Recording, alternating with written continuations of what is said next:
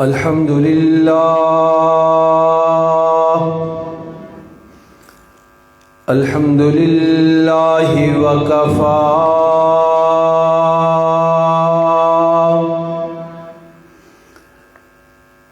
الذي خلق الأرض والسماوات العلى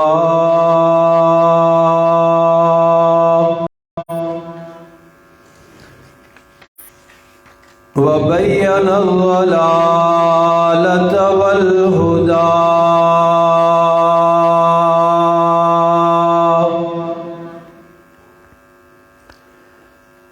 لا شريك له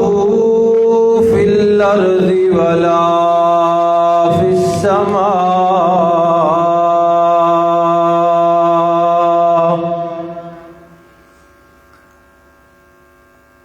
وله العزة وله العظمة وله الكبرياء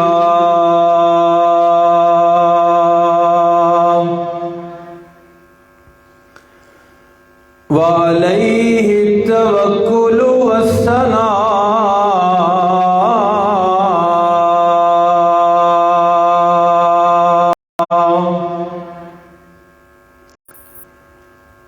والصلاة والسلام على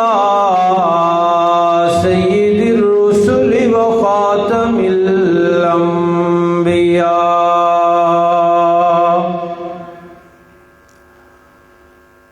أرسله الله بالحق بشيرا ونذيرا وداعيا إلى الله بإذنه وسراجا منيرا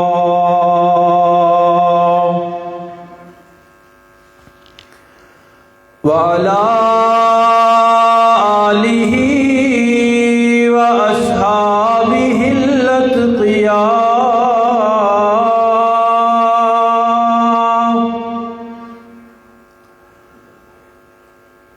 الذين هم خلاصة العرب الأربعة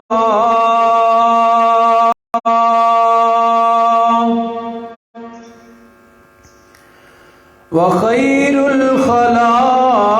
الخلائق بعد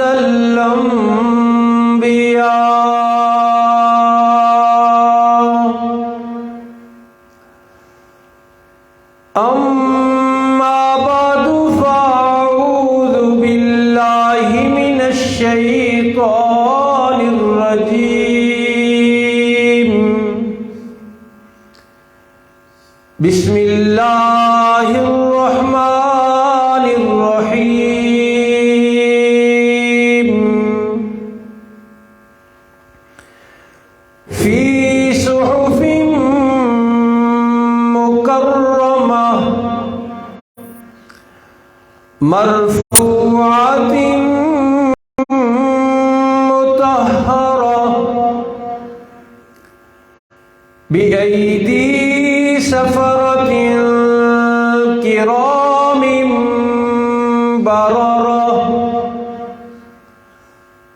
صدق الله العظيم وبلغنا رسوله النبي الأمي الأمين العظيم الكريم ونحن على ذلك لمن الشاهدين والشاكرين والحمد لله رب العالمين. اللهم صل على محمد وعلى آل محمد كما صليت على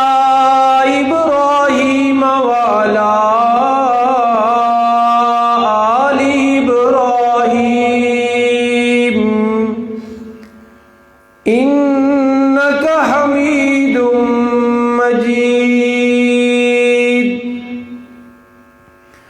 اللهم بارك على محمد وعلى آل محمد كما باركت على إبراهيم وعلى آل إبراهيم إنك حميد مجيد.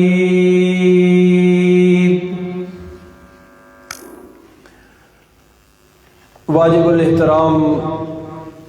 حاضرین و ناظرین کرام،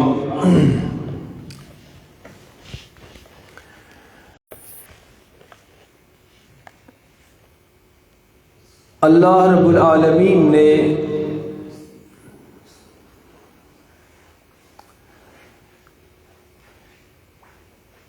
اپنے محبوب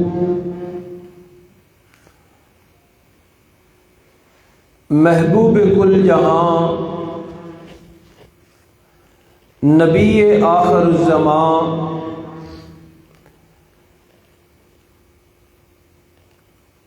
امام المرسلین شفیع المذنبین جناب محمد الرسول اللہ صلی اللہ علیہ وسلم کو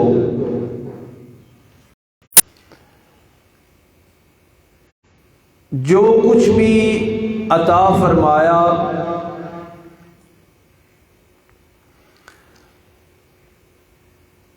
وہ لاجواب اور بے مثال تھا.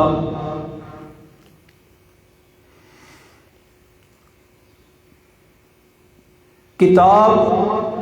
ایسی عطا فرمائی کہ جس جیسی کتاب کوئی نہ بنا سکتا ہے نہ لا سکتا ہے.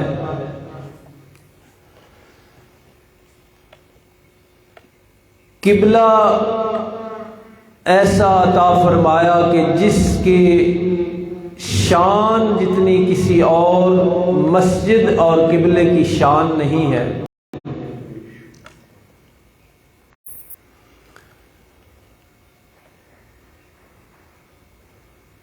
جس شہر کو آپ کی ولادت باسعادت کے لیے منتخب فرمایا، اس شہر کے بھی بڑے مقام اور مرتبے ہیں.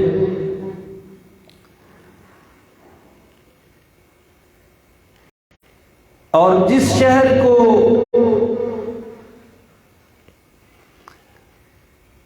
آپ کی ہجرت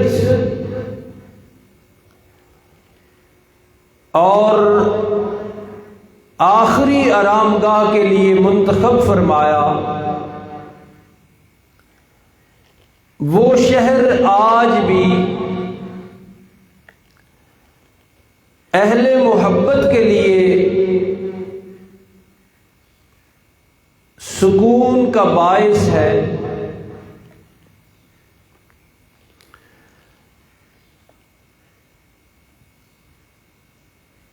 اپنے نبی محترم کے لیے جو حرم اور ازواج منتخب فرمائی، انہیں تو قرآن میں فرمایا کہ لستن کاحد من النساء، کہ تم ایسی عورتیں ہو کہ سارے جہان کی عورتیں مل کر بھی تمہارے مقام اور مرتبے کا مقابلہ نہیں کر سکتی.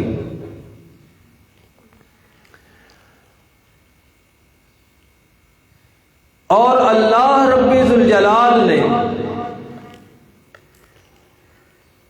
اپنے نبی محترم رسول محتشم صلی اللہ علیہ وسلم کے لیے جن مقدس مطہر ہستیوں کو بطور رفقاء اور بطور صحابہ منتخب فرمایا،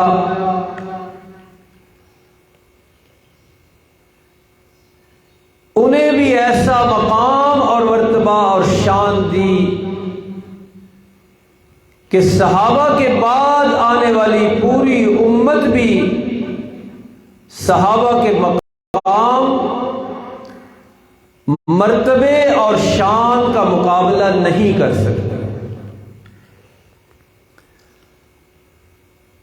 ان کے ایمان کی گواہیاں قرآن نے دی، ان کے رشد و ہدایت کی گواہیاں قرآن نے دی، ان کے تقوی اور صدق و صفا کی گواہیاں قرآن نے دی۔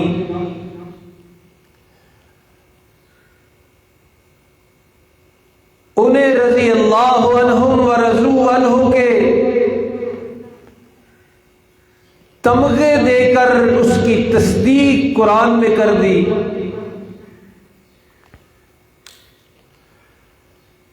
انہی مقدس، محترم، معزز اور انتہائی واجب الاحترام ہستیوں میں سے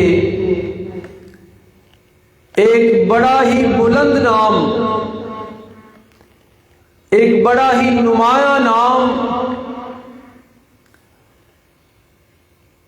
اور ایک بڑا ہی واضح نام، امیر المومنین، خال المسلمین، امام سیاست و تدبر، کاتب وحی پیغمبر، حضرت امیر معاویہ بن ابی سفیان رضی اللہ عنہ کا ہے۔ اسلام جن ہستیوں پر فخر کر سکتا ہے، سیدنا امیر معاویہ رضی اللہ عنہ ان ہستیوں میں سے نمایاں ہستی ہیں۔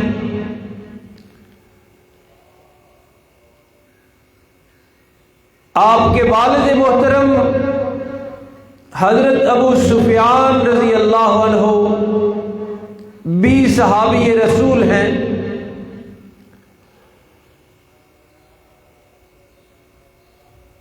حضرت امیر معاویہ رضی اللہ عنہ کو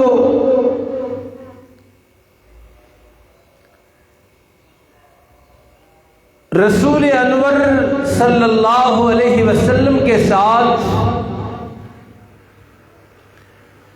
بڑی قریبی رشتہ داری کا شرف حاصل ہے۔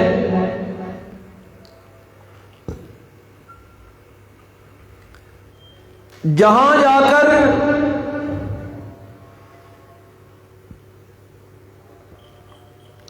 رسول اللہ صلی اللہ علیہ وسلم کا سلسلہ نسب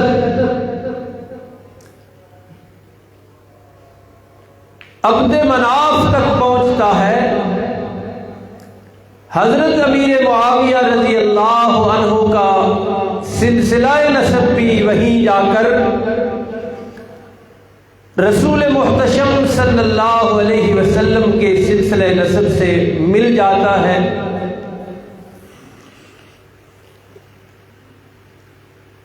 سلسلہ نسب ایک، خاندان ایک، قبیلہ ایک اور شہر ایک تھا۔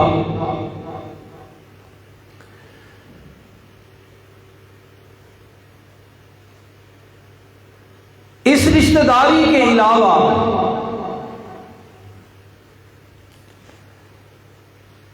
حضرت امیر معاویہ رضی اللہ عنہ ہم زلف پیغمبر بھی ہیں اور رسول اللہ صلی اللہ علیہ وسلم کے برادر نسبتی بھی ہیں، یعنی آپ کی ہمشیر محترمہ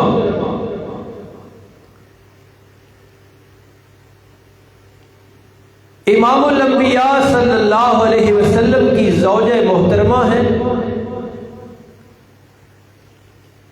اور اس لحاظ سے وہ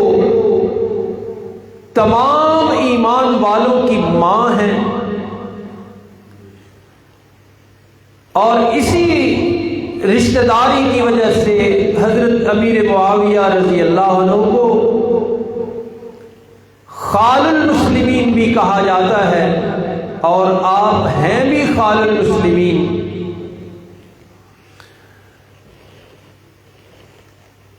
حضرت امیر معاویہ رضی اللہ عنہ اسلام قبول کرنے کے بعد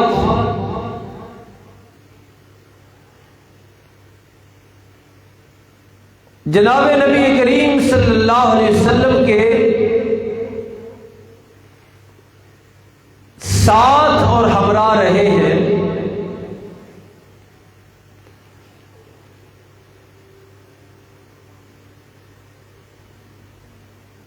اور ساتھ رہنے اور ہمراہ رہنے کی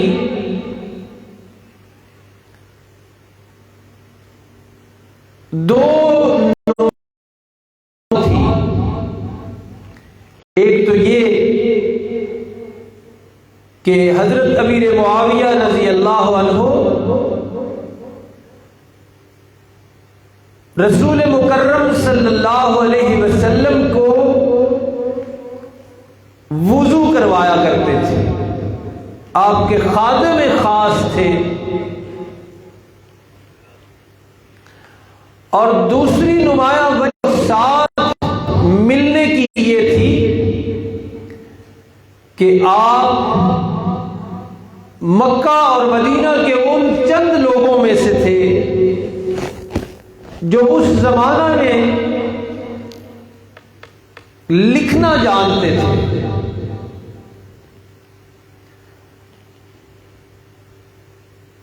تو حضرت امیر معاویہ رضی اللہ عنہ کو رسول اللہ صلی اللہ علیہ وسلم کا بہت زیادہ ساتھ اس لیے بھی ملا کہ آپ کو اللہ کے پاک پیغمبر صلی اللہ علیہ وسلم نے اللہ کی طرف سے نازل ہونے والی کتاب الہی کی کتابت کے لیے مقرر فرمایا ہوا تھا۔ گویا آپ کاتب وحی تھے، اور صرف کاتب وحی نہیں بلکہ اللہ کے پاک پیغمبر صلی اللہ علیہ وسلم جب ارد گرد کے بادشاہوں اور ریاستوں کے نام خطوط لکھوایا کرتے تھے تو یہ اہم اور امانت داری والی خدمت رسول مکرم صلی اللہ علیہ وسلم نے حضرت امیر معاویہ رضی اللہ عنہ کے سپرد فرما رکھی تھی۔ گویا یوں سمجھیے کہ قرآن آسمان سے اترتا تھا قلب مطہر پر بذریعہ حضرت جبریل۔ قرآن آسمان سے اترتا تھا رسول مکرم صلی اللہ علیہ وسلم کے قلب بیدار اور قلب مطہر پر، اور ذریعہ بنتے تھے حضرت جبرائیل علیہ السلام۔ اور وہی قرآن جب رسول اللہ صلی اللہ علیہ وسلم کی زبان اطہر سے نکل کر تحریر کی شکل میں آتا تھا، معرض تحریر میں آتا تھا، ورقوں پہ، کاغذوں پہ یا دیگر چیزوں پہ لکھا جاتا تھا، تو اس کا ذریعہ بنتے تھے حضرت امیر معاویہ رضی اللہ عنہ۔ اور یہ خدمت بھی وہی بندہ انجام دے سکتا ہے جو مکمل امانت دار اور دیانت دار، کہ جو اللہ نے آسمان سے اتارا وہ قلب مطہر پہ اترا، اور قلب مطہر سے زبان مبارک پر آیا، اور زبان مبارک سے جب وہ ورقوں پہ، کاغذوں پہ اور پتھروں پہ لکھا گیا تو اس کا ذریعہ بنے حضرت امیر معاویہ رضی اللہ عنہ۔ اور اسی کو پھر قرآن حکیم کی جو آیات تلاوت کی ہیں اس میں اشارتاً ذکر کیا گیا، فرمایا فی صحف مکرمہ، اللہ نے جو قرآن آسمان سے نازل فرمایا وہ نازل تو ہوا علی قلبک، اے محبوب مکرم صلی اللہ علیہ وسلم، وہ نازل ہوا قلب مطہر پر، آپ کے زندہ و بیدار دل پر وہ نازل ہوا، لیکن وہ پھر صحیفوں میں، ورقوں میں اور کاغذوں میں اور دیگر محفوظ کرنے والی چیزوں میں کیسے گیا؟ پہلے تو ان صحیفوں کی صفات، فرمایا فی صحف مکرمہ، جن صحیفوں میں، جن کتابوں میں، جن اوراق میں، جن کاغذوں میں وہ قرآن گیا، وہ صحیفے، وہ کتابیں، وہ کاغذ مکرمہ، انتہائی عزت والے۔ دوسری صفت فرمایا مرفوعہ، بڑی رفعت والے، بڑی شان والے وہ صحیفے جن میں قرآن لکھا گیا۔ اور تیسری یہ کہ مطہرہ، طہارت کا مجسمہ وہ صحیفے، پاکیزگی کی اعلیٰ مثال وہ صحیفے، لیکن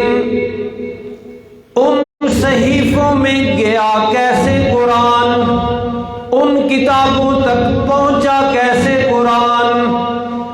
خود قرآن کہتے ہیں بِأَيْدِي سَفَرَةٍ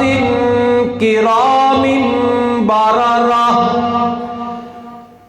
زبان مبارک سے نکل کر کتابوں میں پہنچا قرآن ایسے ہاتھوں کے ذریعے کہ ان ہاتھوں کی صفت اللہ نے بیان کی۔ اتنے پاکیزہ ہاتھ تھے، اتنے عمدہ ہاتھ تھے، لکھنے والے ہاتھ اتنے پسندیدہ ہاتھ تھے کہ قرآن کہتے ہیں سفرتن، ایسے لکھنے والوں کے ہاتھ تھے کہ کرام بررہ، زبان مبارک سے نکلنے والا قرآن صحیفوں میں پہنچانے والے ہاتھ کرام بررہ، انتہائی عزت والے وہ ہاتھ، انتہائی شان والے وہ ہاتھ، انتہائی مقام والے تھے۔ تو وہ لکھنے والے ہاتھ کون تھے؟ ان میں نمایاں نام ہے سیدنا امیر معاویہ رضی اللہ عنہ کہ جنہوں نے زبان مبارک سے قرآن سنا اور حکم پیغمبر پر، اللہ کے پیغمبر کے آرڈر پر پہلے تو اس پوسٹ اور اس خدمت پر حاضر ہوئے، اور پھر اپنے شان والے ہاتھوں کے ساتھ، اپنے مقام والے ہاتھوں کے ساتھ، اپنی رفعت والے ہاتھوں کے ساتھ وہ قرآن صحیفوں میں، کتابوں میں اور اوراق میں منتقل فرمایا۔ تو یہ شان ہے اس مقدس ہستی کی جسے سیدنا امیر معاویہ رضی اللہ عنہ کہتے ہیں۔ آج خاص ایک پہلو جس پر ہم نے غور کرنا ہے اور اس پہلو سے سیدنا معاویہ رضی اللہ عنہ کا مقام و مرتبہ سمجھنا ہے، وہ یہ ہے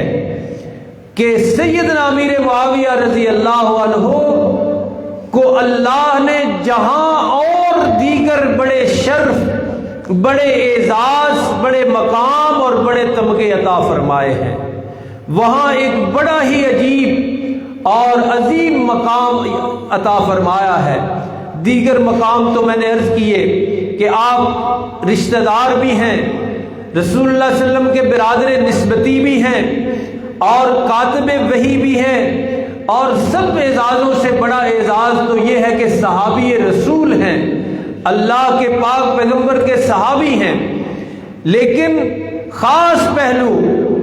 جو بڑے کم صحابہ کو ملا، لیکن سیدنا امیر معاویہ رضی اللہ عنہ کو وہ بہت وافر حصہ ملا،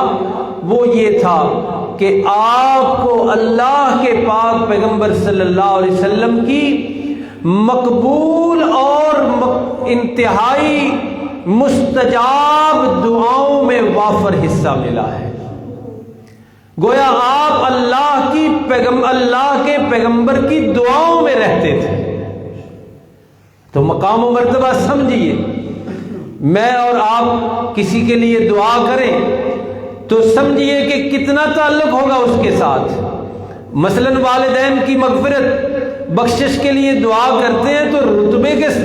ساتھ کرتے ہیں، تعلق سمجھ کر کرتے ہیں، قربت سمجھ کے کرتے ہیں، ان کے ساتھ اپنا لگاؤ ذہن میں رکھتے ہیں تو دعائیں کرتے ہیں نا ان کے لیے۔ تو اللہ کے یہ عظیم الشان بندے حضرت امیر معاویہ رضی اللہ عنہ وہ عظیم صحابی ہیں کہ جن کو دعائے پیغمبر میں وافر حصہ ملا ہے۔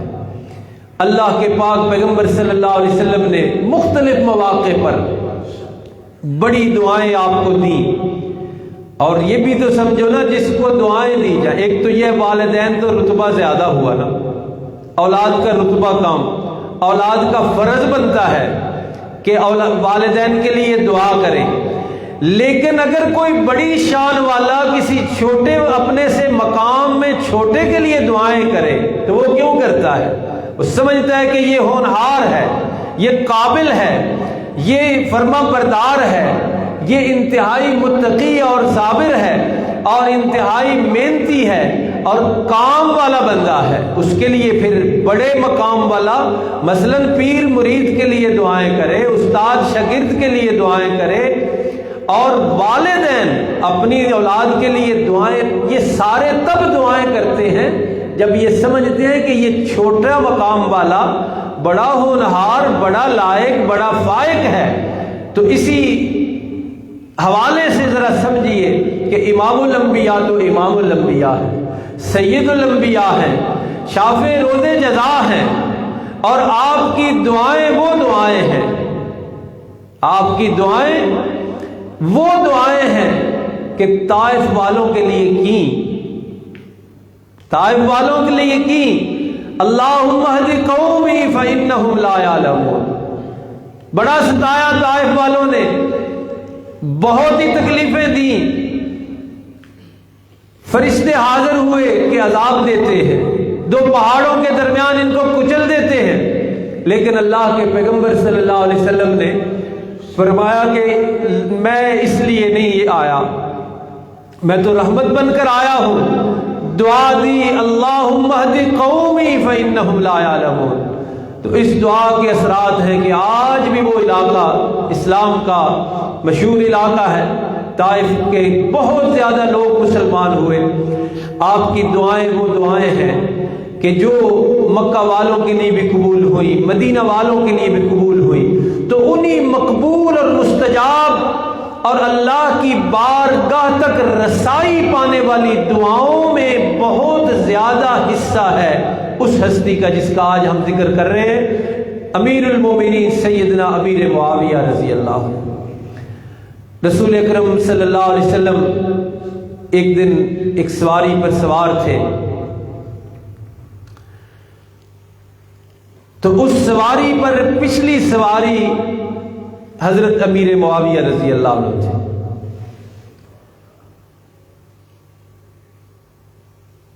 قبولیت کا وقت تھا،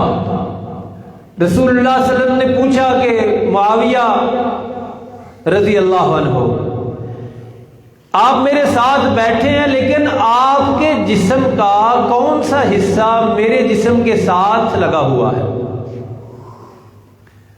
تو حضرت امیر معاویہ رضی اللہ عنہ نے عرض کیا، اللہ کے رسول، میرا بطن، میرا پیٹ جو ہے، جب بھی ایسے سواری ایک دوسرے کے پیچھے بیٹھے تو یہی لگتا ہے جسم، تو آپ نے عرض کیا کہ میرا پیٹ آپ کے جسم سے ٹچ کر رہا ہے، مس کر رہا ہے۔ تو اللہ کے پاک پیغمبر صلی اللہ علیہ وسلم نے اسی وقت دعا فرمائی، فرمایا اے اللہ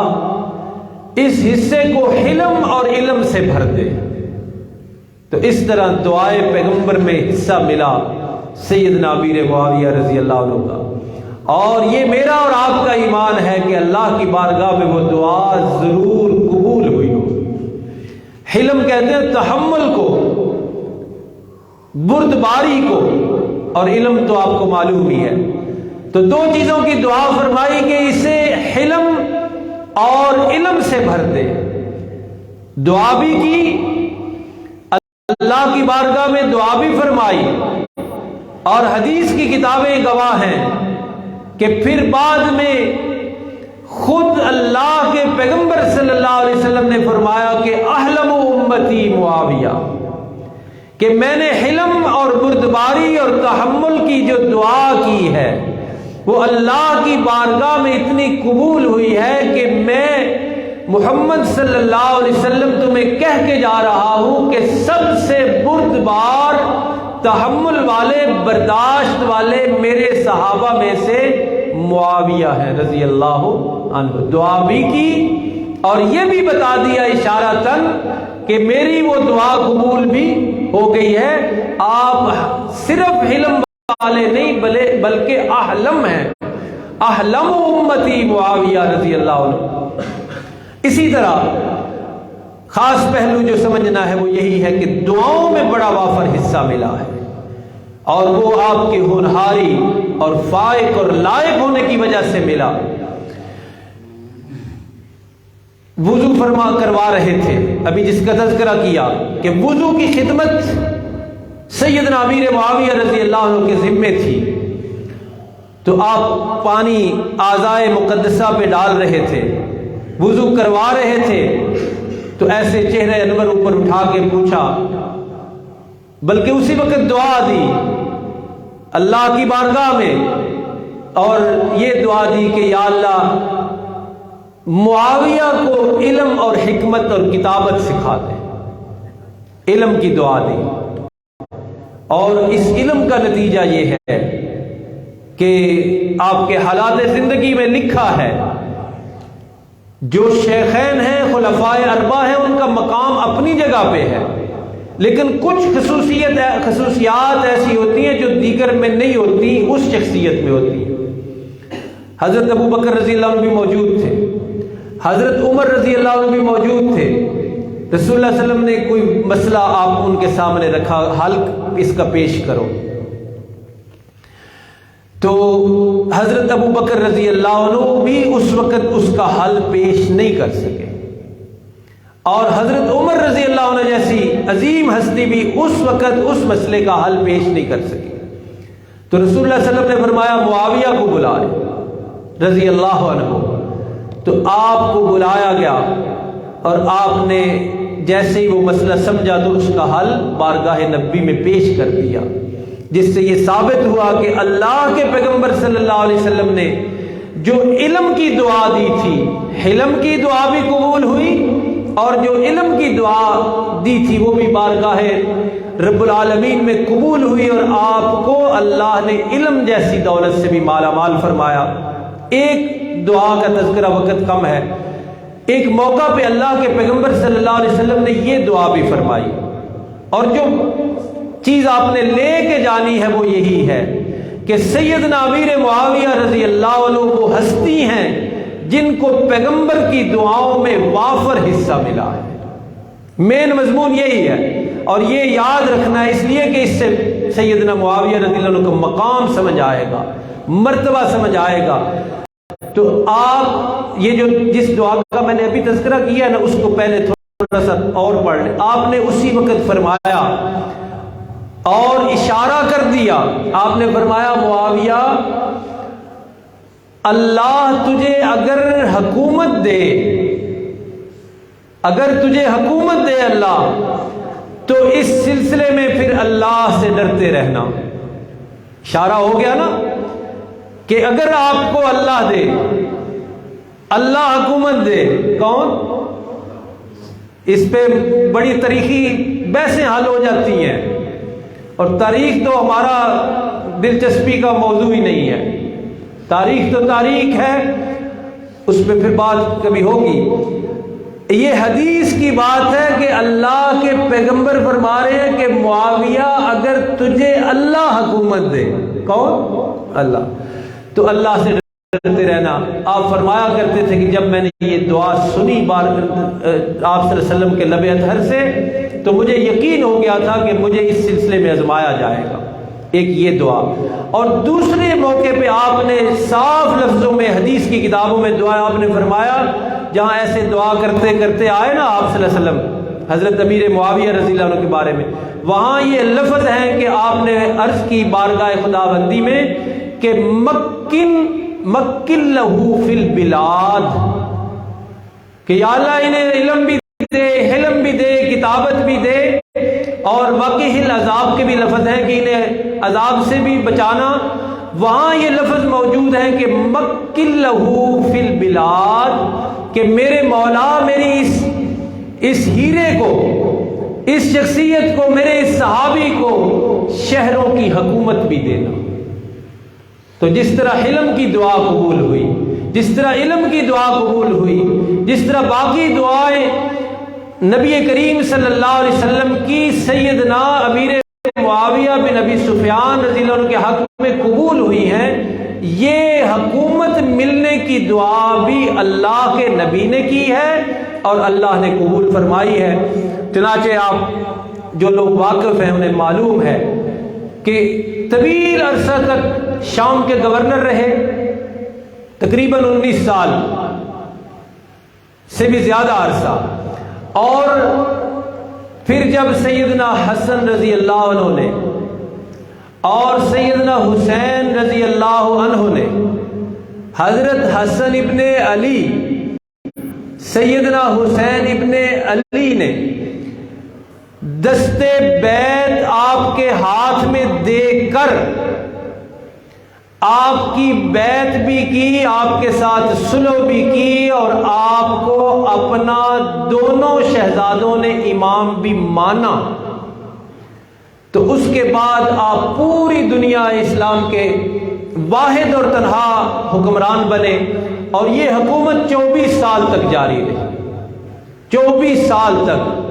تو اللہ کے پیغمبر نے دعا فرمائی تھی کہ مکن لہو فی البلاد۔ یہ سارے مسائل، یہ ساری مباحث، یہ ساری گفتگو جو ہے، اس کو قرآن اور حدیث میں جب دیکھیں گے نا تو کہیں آپ کو الجھنے نظر نہیں آئیں گے۔ تو پیغمبر کی دعائیں موجود ہیں کہ اللہ انہیں حکومت عطا فرما، تو حکومت ملی، اور حکومت بھی ایسے ملی، خلافت بھی ایسے ملی،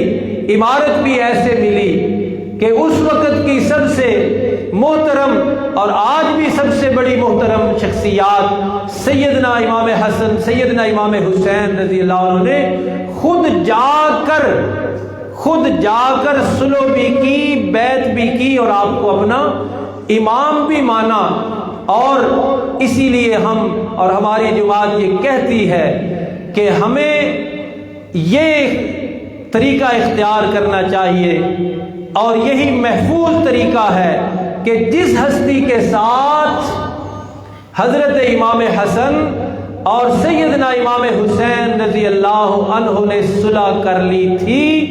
اس ہستی کے ساتھ ہر سنی کو صلح رکھنی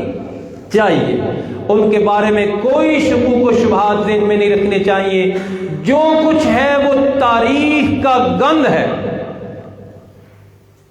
آپ بس ٹائم ہو گیا، کس بات پہ بندہ گفتگو کرے، یہ تو تاریخ ہے نا، سن لیجئے ذرا۔ جب ہم حدیث کو پرکھتے ہیں نا، یہ تاریخ ہے کہ ایسا ہوا تو ایسا ہوا، جب ہم حدیث کو پرکھتے ہیں تو وہاں ایک اصول آتا ہے کہ جس حدیث سے صحابی کی تنقیص نکلے، حدیث سے، تاریخ تو بڑی دور کی باتیں ہیں، نہ ان کا کوئی ثبوت، نہ ان کا کوئی معیار۔ حدیث کے اوپر رکھتے ہوئے یہ اصول ہے کہ جس حدیث سے صحابی کی تنقیص نکلے وہ بھی حدیث نہیں ہے۔ کیوں؟ اس لیے کہ پھر قرآن تو کہتا ہے نا، قرآن تو ان کی صفائیاں بیان کرتا ہے۔ تو بہرحال اس رجب کے مہینے میں مسئلہ بھی سمجھ لیجئے، بڑا کم موقع ہوتا ہے، وقت کم ملتا ہے، کہ یہ جو ہمارے ملک میں کنڈے اور اس طرح کی رسمیں کی جاتی ہیں نا، ان کی بنیاد ہے سیدنا امیر معاویہ رضی اللہ عنہ کی وفات کی خوشی منانا، اور اس کی کوئی وجہ نہیں، کوئی بنیاد نہیں۔ جو اوپر سے پردہ ڈالا گیا ہے کہ امام جعفر صادق رحمت اللہ علیہ کا حوالہ دیا جاتا ہے، وہ بالکل ایک تقیہ ہے، جھوٹ ہے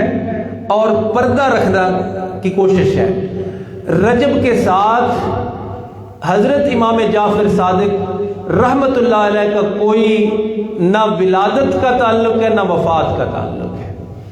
یہ وہ لوگ کرتے ہیں، اور ہم تو آپ سے مخاطب ہیں، ہم تو ان سے مخاطب ہیں جو سنی کہلاتے ہیں، جو اپنے آپ کو اہل سنت والجماعت قرار دیتے ہیں۔ وہ بات سمجھیں، وہ معاملے کی اہمیت اور نزاکت سمجھیں کہ یہ کیا ہو رہا ہے اور کس لیے کیا جا رہا ہے۔ جب امام جعفر صادق رحمت اللہ علیہ کا ولادت یا وفات کا کوئی تعلق نہیں رجب کے ساتھ، کوئی ثابت نہیں کر سکتا، کوئی کی کتاب کسی میں نہیں لکھا کہ آپ کی وفات اس مہینے میں ہوئی ہو یا آپ کی ولادت اس مہینے میں ہوئی ہو، تو ان کا نام لے کر یہ کنڈے اور یہ رسم کرنا، یہ سراسر دجل، تلبیس اور ابلیس کے سارا یہ ڈرامے ہیں۔ اصل مسئلہ یہی ہے کہ سیدنا امیر معاویہ رضی اللہ عنہ کی وفات ہوئی ہے 22 رجب 60 ہجری میں، 78 سال کی عمر یا 80 سال کی عمر میں۔ تو ان کی وفات کی خوشی میں دشمنان صحابہ کا بنایا ہوا یہ سارا کھیل ہے۔ ہم اہل سنت والجماعت سے یہ توقع اور امید اور یہ التجا اور اپیل کرتے ہیں کہ وہ اس صحابہ دشمنی کے کھیل کا حصہ نہ بنے، اس لیے کہ وہ جملہ میں عرض کر دیتا ہوں جو اکثر کہتا رہتا ہوں کہ صحابہ کے بارے میں ہمیں اپنا نامہ اعمال، اپنا ذہن اور اپنا دل صاف لے کے جانا ہوگا نجات کے لیے۔ اعمال نامے میں صحابہ کے بارے میں میل ہوئی، دل میں میل ہوئی، ذہن میں میل ہوئی، نجات کا کوئی راستہ نہیں ہے، کوئی گنجائش نہیں ہے۔ صحابہ کا معاملہ اتنا نازک ہے کہ اللہ نے یہ تینوں چیزیں، اعمال نامہ، دل، دماغ صاف دیکھنا ہے، پھر نجات کے فیصلے ہونے ہیں۔ اور اس لیے کہ یہ ایمان کا تو معیار ہی صحابہ ہے۔ اور جو صلح کی میں نے بات عرض کی، وہ جو لوگ دلچسپی رکھتے ہیں ان کو معلوم ہے، جو نوجوان بچے ہیں ان کو بھی عرض کر دوں کہ یہ سارا کچھ کہ حضرت حسن، حضرت حسین رضی اللہ عنہما جنتی جوانوں کے سرداروں نے یہ جو صلح کی ہے حضرت امیر معاویہ رضی اللہ عنہ کے ساتھ، اس کا ثبوت اور اس کا حوالہ اہل سنت والجماعت کی کتابوں میں بھی ہے، لیکن اس کا مضبوط حوالہ ان لوگوں کی کتابوں میں بھی موجود ہے جو دشمنی صحابہ کے ساتھ دشمنی کرنا اپنا دینی فریضہ سمجھتے ہیں، وہ دینی فریضہ سمجھتے ہیں۔ اللہ پاک ہمیں صحابہ کے ساتھ بالکل صاف ستھرا عقیدہ اور صاف ستھرا ذہن اور صاف ستھرا دل لے کر جانے کی توفیق عطا فرمائے، اور صحابہ کی عظمت کے گن گانے کی توفیق عطا فرمائے۔ وما علینا الا البلاغ۔